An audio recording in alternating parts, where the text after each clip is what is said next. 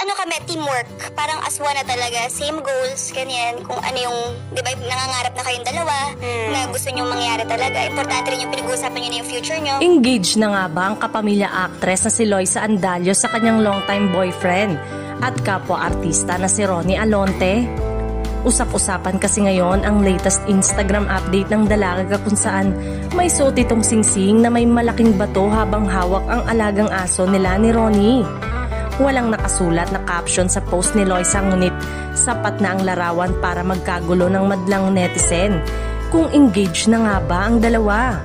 Ngunit tila sapat na ang mga komento ng mga malalapit na kaibigan ni Loisa at Ronnie sa naturang post para makumpirmang ikakasal na ang dalawa. No need for caption na kasi sumisigaw ang bato congrats girl saad ng isang netizen.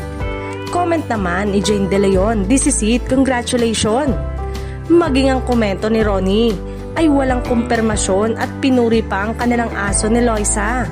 Matatanda ang kamakailan lang nang magparinig si Loisa kay Ronnie nang mapag-usapan sa kanyang interview sa online talk show na Think Talk Tea, kung saan natanong siya tungkol sa kasal. Tanong ng host, would you like to get married in the next 5 years? Sana naman, oo, sagot ni Loisa sabay tingin sa camera kung okay lang naman. Nananawagan po kami kay Ronnie Alonte. Dagdag pa ni Loisa, kung okay lang sa 9 years na to, hindi namang kita pinipilit, walang sapilitan to. Nagbahagi si Ronnie ng inilabas na art card mula sa interview ng jowa patungkol sa pag-settle down. Well, wala namang masama dahil matagal na ring magkarelasyon sina Loisa at Ronnie. May mga naitayo na rin silang negosyo at investment kaya naman paniguradong secured na umano silang bumuo ng pamilya.